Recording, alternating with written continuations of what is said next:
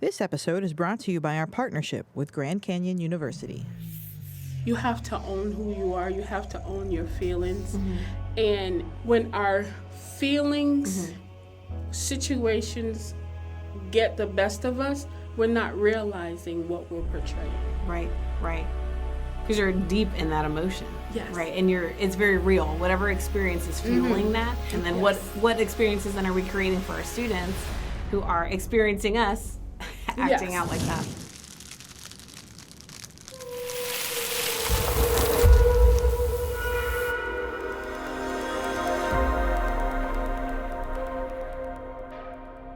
Hey there, I'm Jessica Solano, Teacher Engagement Leader with Polk County Public Schools, and this is the Ignite Project. Today we have Takia Nowell from Palmetto Elementary, LEA Facilitator there, and we are in for a real treat, especially now with what's going on in our world with the pandemic and all the changes that we've had to make in education. Takia has a really great background focusing on students with special needs, specifically doing your master's in ESE with that autism spectrum disorder certificate. And then now working on your doctorate in educational leadership. Yes. So you're busy all the time. Yes. Awesome. Well, we love getting to talk with educators like Takia because we get to hear this other perspective from the students with special needs. And sometimes we think we're doing what needs to be done. But I love that every time we get to interact with you, we hear this different perspective. And you help bring that other light to the table instead of us kind of using our own biases and assumptions to kind of think that what's working, but it may not be working. And we need to bring that in. Yes. Awesome. So I really love this idea of what we're going to talk about today about planning with trauma in mind, right? With everything going on, we're really kind of realizing now, and we'll continue to realize, the impact that the pandemic is having on our students. And it's hard enough for students even in traditional classrooms to cope, but what does it look like even for our ESE or special needs students? So I'm interested to hear kind of what are you noticing as far as how students are handling all the changes that are coming into our schools as a result of COVID-19? Well, in general, not just ESE students are shutting down. When we think of trauma, we always think of something that we have observed ourselves. And trauma isn't necessarily something that they have observed. It's surrounding what's missing. We've all been secluded for for a year and a half, 2 years. So, they're shutting down, not as active, not as bubbly.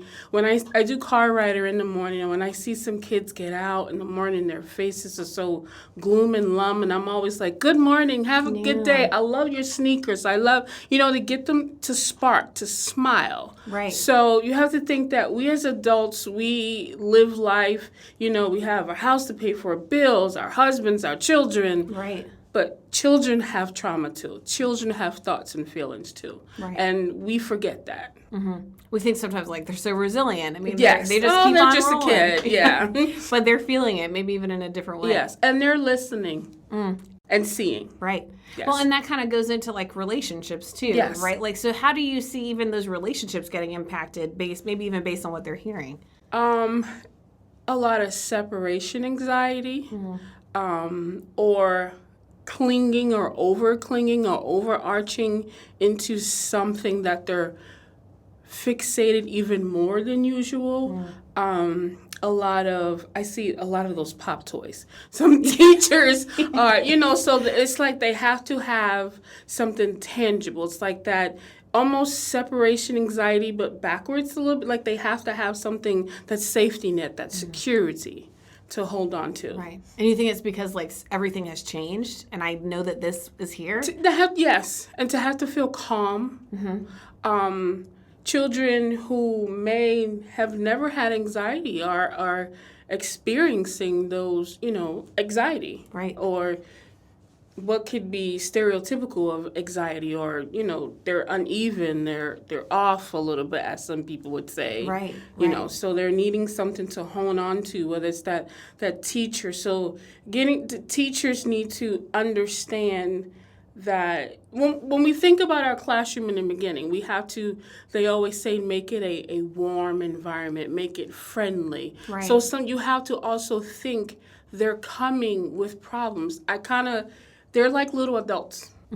they're coming with problems. Right. They may have not seen grandma and grandpa who they usually may go visit in a nursing home or visit their house often, and they can't, because of exposure, illness, or what have you, and their lives are altered. They may go on vacations a lot, and they're not able to go on vacation. Yes, the world is open, but you have to be very cautious. Right. Even myself, I want to go back to Jamaica, but can I really? If I go to Jamaica, will I be able to be free? But I have to be cautious of where I'm going. Right. And then it's the dreaded, I have to take a test to come back into my country. So I don't go. Right. So you have to think, paying attention to their feelings as well as your feelings.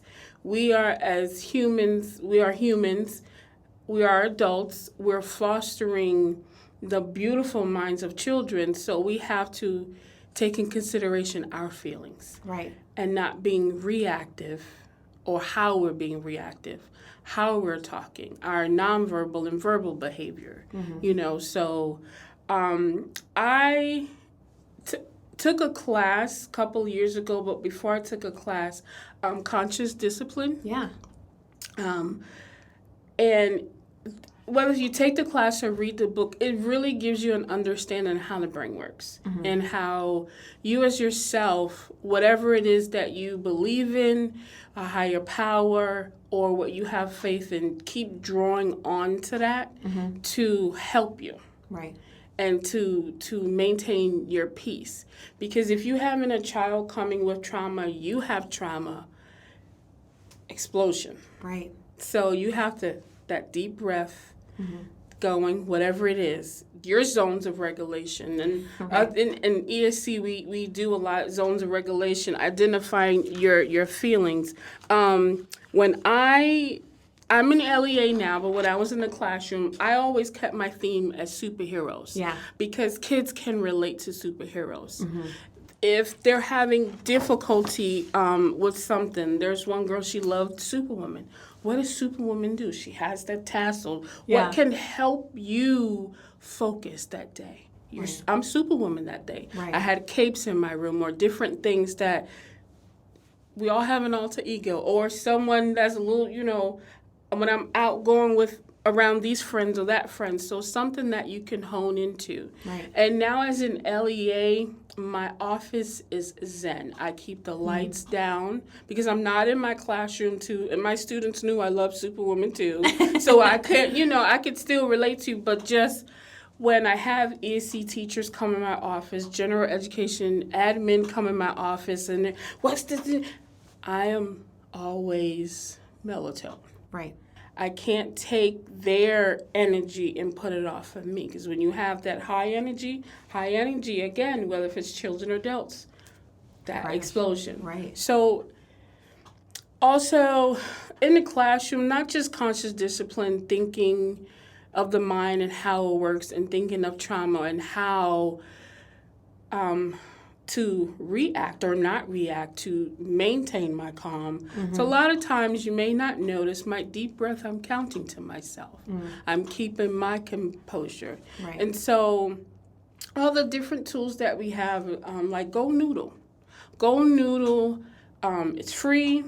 It has a lot of breathing, a lot of movement, having those planned and unplanned breaks.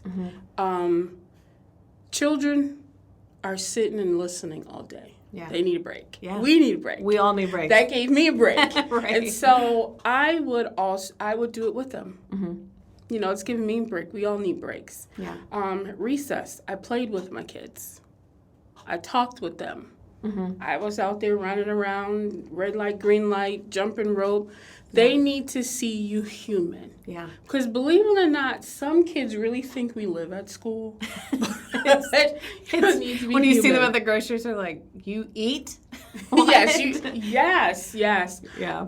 I bumped into a student one day in a Walmart, and it's a Walmart that I don't usually go to. Yeah. And they were like, "What are you doing here? Is that Miss Nowell?" I was like, I have to eat too. I shop. And, so I didn't mind him walking around with me. He was like, whoa. Yeah. Yeah, I remember you like tea, Miss Nowell. Then he was like, you like this tea? You like this, different. Cute. That, it was a little impromptu. I didn't mind. I know we were, in the supermarket, but they need to see you human. They need to see, I have feelings. I have, besides honing in, finding your zen, finding your balance, students need that. So we have those planned and unplanned breaks that will help them. Right. Well, and I love what you're talking too about being human, right? Yes. And that's that whole element of sometimes I think we, as teachers, feel like we have to have it all together. We're going to put these systems in place. We're going to make them feel safe, and I'm going to feel safe. But I think kind of like what you were first getting at is that kids are listening, and they listen and can pick up on when you're stressed, and when you're experiencing trauma, and when you're unsure of what's going on, which is natural to feel. Yes. But I think there's a balance between acting like you have it all together and being in completely panic mode, and then kind of having that balance where you can say, I'm human and I need this recess too. We all need to take a break, or we all need this go noodle time. And then showing them what we don't realize they may not know is, how do I cope with this? And a lot of times teachers don't even know how to cope with that and have that self-care strategy. And it's okay to admit to say, I don't know. Right. And I've had students in the middle of trauma, and they're, Miss Nowell, I don't know why I do this. I don't know why either. How about when you have that thought to do it, think about what is happening before to help them understand their feelings.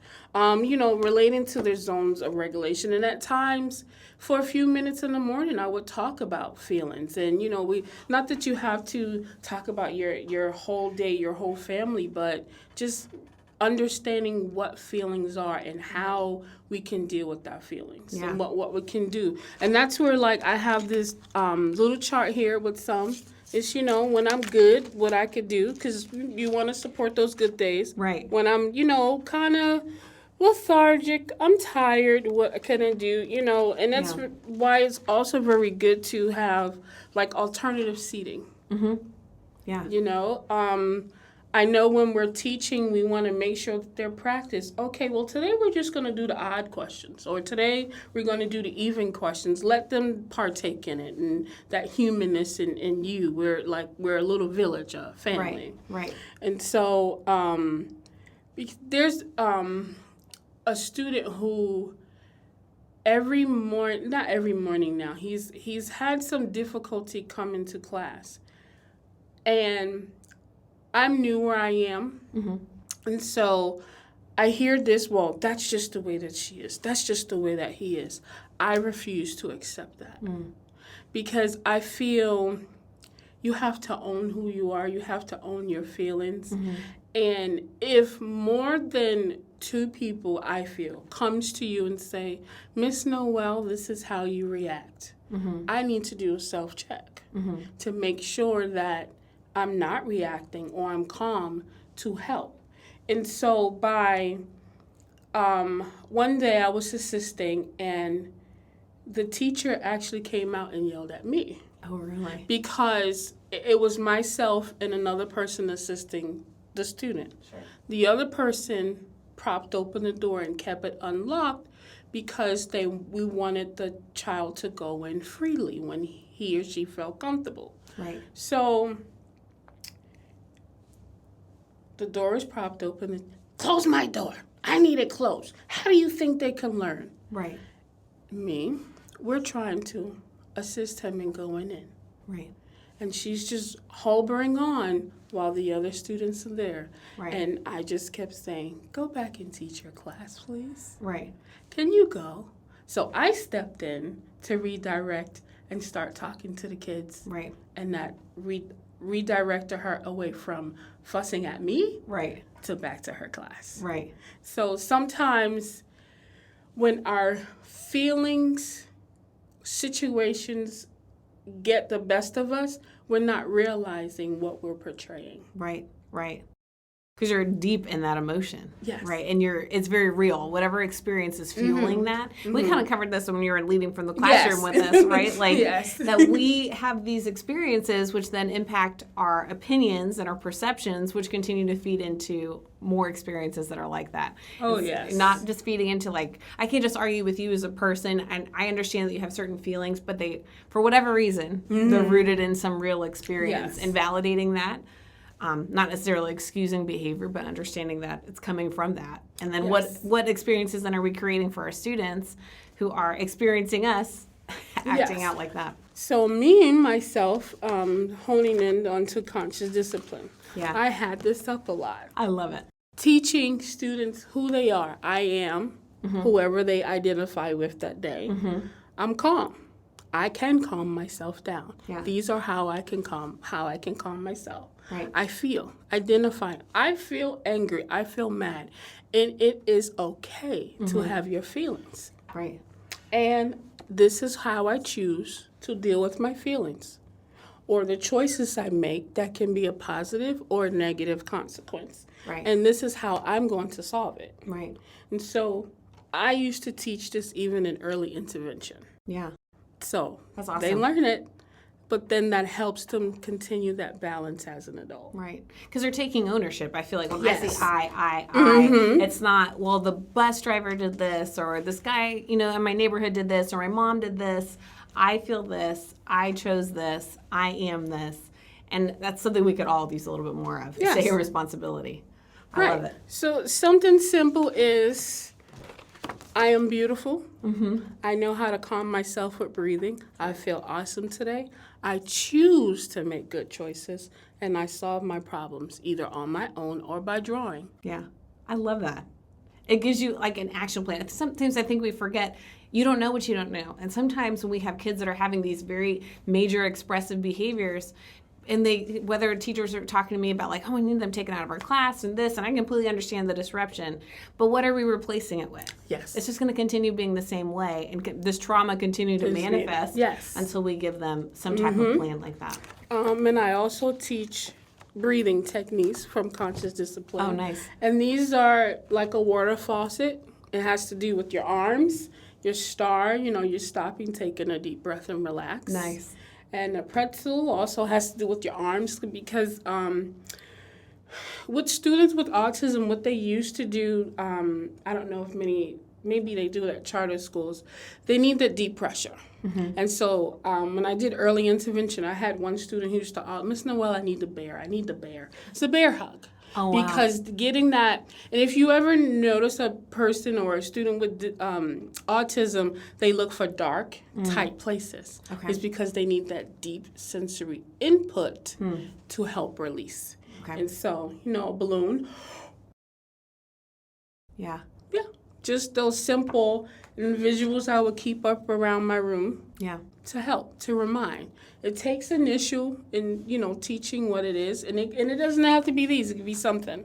Just like how many teachers do the handshakes in the morning. Yeah. This is just an added. Right.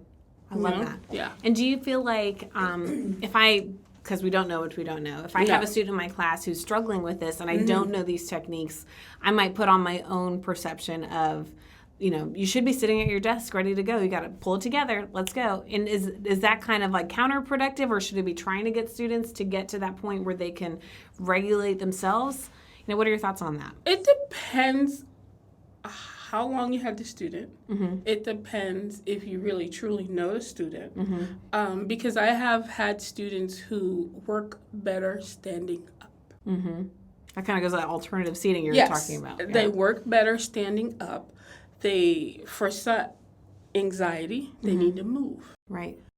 Sometimes a person has anxiety, especially with students with disabilities, they need that tangible, like the pop thing. There's something to help zone in to focus. Right. So that's why I say it depends. It isn't like, yes, this is the scenario, or yes, you can do this, but not making it obvious. Go over and talk to the student. Yeah. To see what it is, because as teachers, most are reactive to sit down in your seat, didn't you know? But if I know if it's a student that may have a sensory disorder or may need some other sensors to draw on, there's many strategies, many things. Right. You need to stand up, make sure a bubble. Or if you're a student that needs to stand up, raise your desk so they can, so it isn't an obvious or call to or feel like I'm being ridiculed or called out. Right. And is that something for teachers that are in tested grade levels that they might be thinking, but how are they going to do that when they're taking the test, on the FSA? But that's something that we could possibly bring into accommodations, right? You can bring into accommodations, but then that's where you speak with the student. Allowable and not allowable times. I understand when we are in classwork, we're doing this, but there's tests in the classroom, not just FSA. Right. So when we're doing instruction, when we're doing guided work, seated work, this is allowable. But when we have to do our weekly assessment, our FSA, our math test, I'm going to need you to sit. Yeah.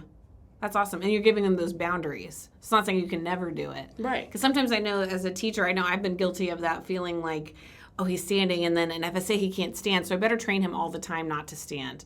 But I love that. And give him times when he can stand. Yeah, yes. And time when he can't. That's so awesome. Communication. A lot of adults tend to, oh, he's a kid, he don't know. Or communicate. Right. Right. Something. Well, and you've given us so many awesome resources, and I want to make sure the audience knows we're going to link a lot of the links in the show notes so they can get access to them. But especially kind of bringing it whole circle with this idea of trauma, it can look different, right, in the classroom depending on the student. And so what are some maybe indicators or things that you might see about how trauma might manifest in the classroom when a student's experienced some type of traumatic event or is experiencing grief? What would that look like? Withdrawn, not normal self if you really know the student, not normally participating and they're one who participates, not quality of work that they may hand in, or those who are over seeking, a way of over calling attention to themselves because they don't know how to express that I need help, this is happening, I have these feelings, or I don't know what these feelings are. Right. Absolutely. And so then what are some things then, you talked about these resources, but as far as kind of getting them through that point, or is it something that we want to do, like to get them through it, or should we just kind of have these resources where we're there to kind of help them cope? Counselor at your school, make sure that they're aware of something. It takes a village. Yeah. Communicating with the parents to see, not just saying, well, are there any changes at home? Yes, I love because that. You don't know what the trauma is, and a lot of times, no offense to anyone, some of the trauma comes from our parents. Some of the trauma comes from relatives at home. Right. So, I'm just calling just to kind of, you're not lying to the parent, but just, hey, anything changed at home? Any vacations? Just checking in, just kind of like that check-in talk to see if a parent, and then the counselor involved, if need be, if they're, the mental health at school. And children like to draw. Yeah.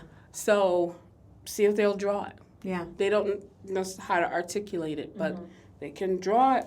Play-Doh, So yes, you want to help them through it, but help them through it with a team. Right.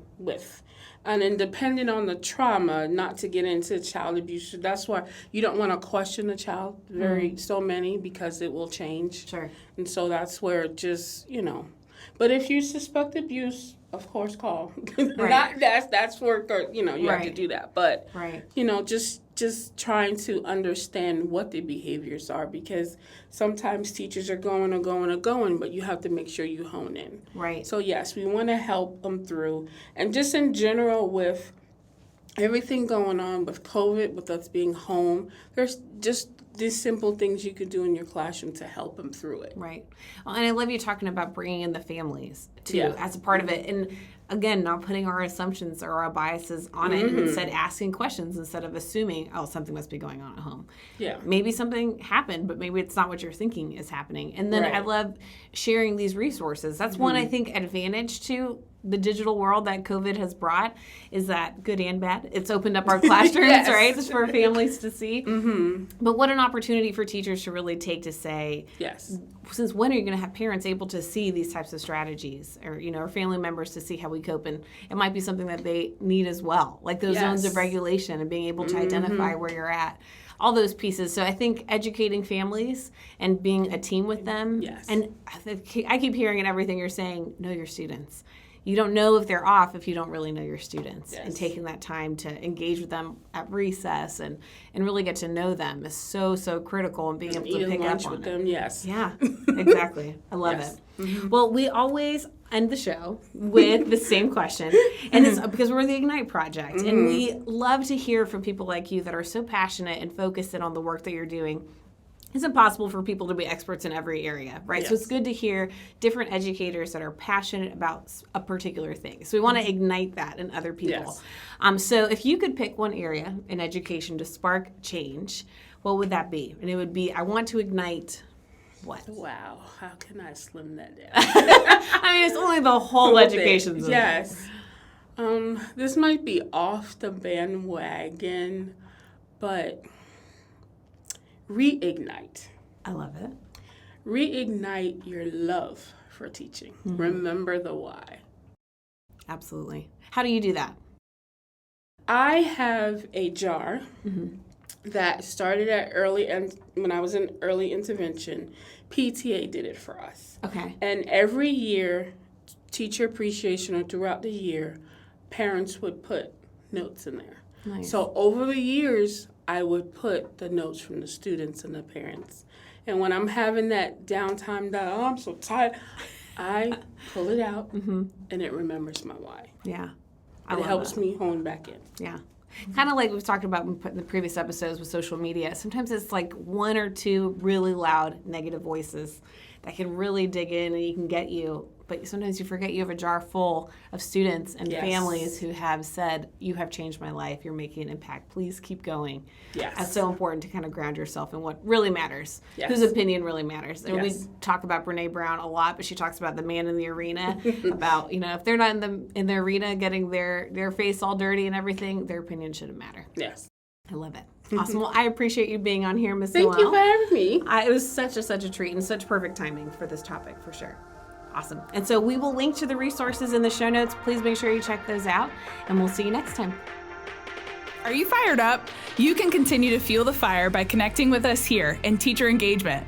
Every month, we host virtual all-teacher seminars, and we also have ongoing programs designed to support teachers wherever they're at in their teaching career.